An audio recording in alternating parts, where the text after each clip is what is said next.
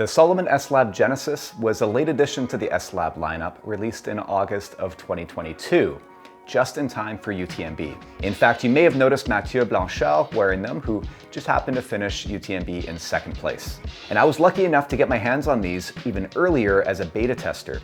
So I've managed to put on a fair number of miles during training, and I used them for the second half of UTMB as well this summer. These shoes are unique in a number of ways, and in fact, I'd argue have more differences than similarities compared to other S-Lab models, particularly around fit. So in this video, I'll talk about everything from how this shoe was developed to my personal experience in terms of comfort and fit. As usual, I'll then talk about my suggested use cases for the shoe, and I'll provide a link below where you can learn more and buy them for yourselves. But for those who are new to the channel, my name is Jeff Peltier and I am a trail runner and filmmaker based in Vancouver, Canada. And I am a sponsored Salomon athlete, so take that into consideration when watching this video. But I'm still going to be completely honest in my review, because like I always say, if I don't like a product from Salomon, then I simply won't talk about it. And there's definitely a lot to like about these shoes, which retail for $200 US on Salomon.com. Now I have a unique insight into the development of these shoes because, as I said off the top, I was actually involved in some of the late stage testing this past spring. In fact, I had a chance to meet with Marion, the S-Lab product line manager who oversaw the development of the Genesis, when I was in Annecy this summer to learn more about this process. Yeah, version 1. What we do sometimes to test some construction or to be reactive, we ask to the factory in China to use, for example, midsole that we already have, but we ask to put, for example, matrix, and for this sample, we want also, you see, to test another quickless system. When we receive, we say, okay, that is working, that is not working. For example, you see, we try something like this, but it's not like the final one. The pocket lace also, it was a little bit too small compared to that we have now, that is going to be bigger. And then when we receive this sample, we say, okay, it looks pretty good, so we are going to send it to the field to test it in real condition. And for example, after we have some feedback, so that it's one shoe that we get back from some tester, and we see that it's not possible to have this on the shoe. It was, I think, 500 kilometers. So we decided to ask to the factory to do some changes to have more durability and quality here on this piece. So you said it's about a 2-year process? Yeah, 2 years of process for developing the shoe, because we need to test the shoe in real condition, and for this one it was even more, that it was 800 kilometers.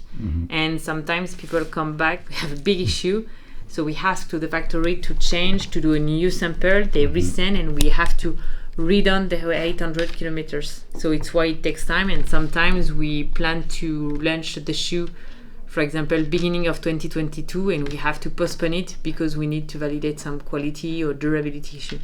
We are not going to launch the shoe if we are not sure that it's durable or if it's not fulfill all the requirements that we have.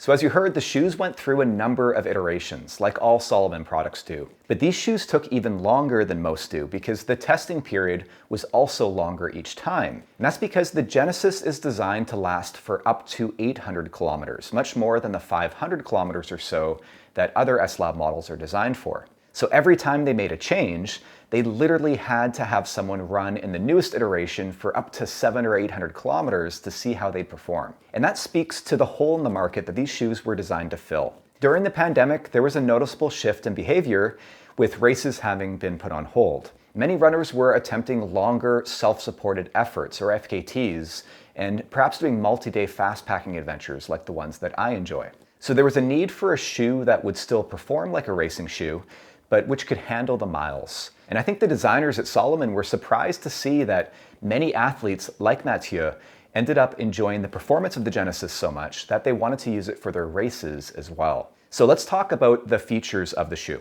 This is a maximal cushioned shoe with a high level of foot protection, but neutral in terms of support. The toe cap area is reinforced, and you'll notice right away that there's additional protection on the medial side of the shoe, as well as on the outside, which also serves to increase its longevity.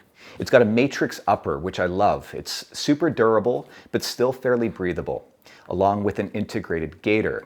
Again, something I love that we've been seeing increasingly in Salomon's S-Lab line.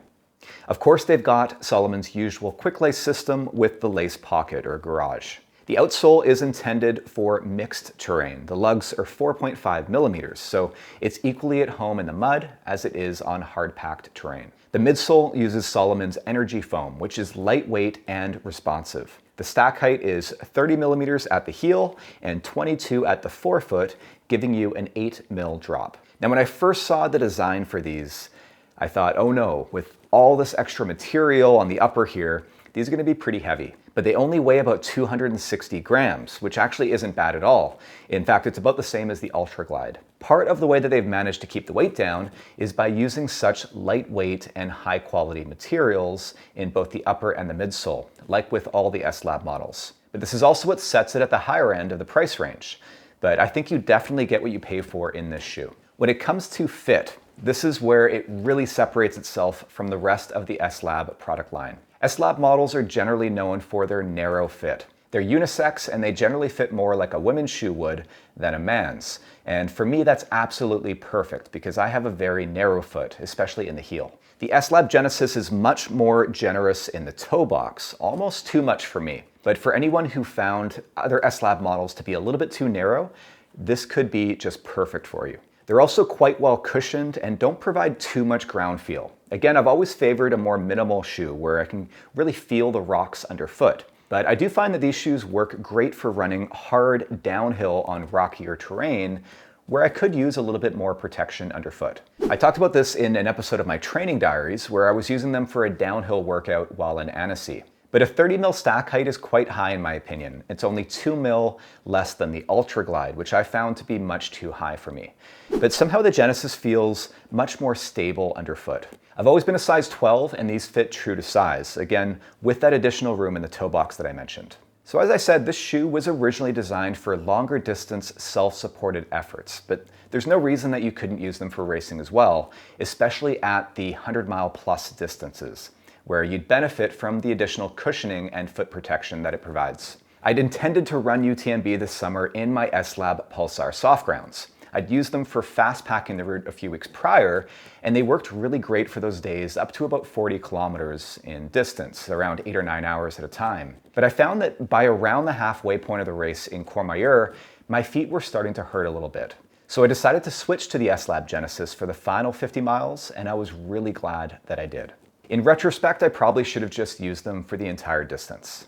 I'd say that these fill a void in a runner's quiver for a more maximal shoe for someone like me who found the Ultra Glide to be just a little bit too plush and unresponsive. So far, I haven't met an S-Lab model that I didn't like.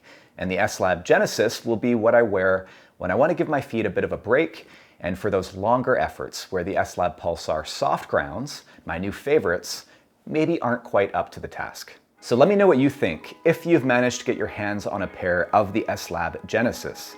Because unfortunately, this shoe has suffered from some of the same supply chain challenges that we've seen with most other products this year, so it's been difficult to get here in North America. So keep an eye on the link in the description for inventory, and I'll try to add more retailers to the list as the shoe does become more widely available. And check out my reviews about some of the other shoes in Salomon's lineup, including the S-Lab Pulsar, the S-Lab Pulsar Soft Grounds, and the Pulsar Trail Pro in the playlist right here. If you found this video helpful, give it a like, and be sure to subscribe for more videos like this.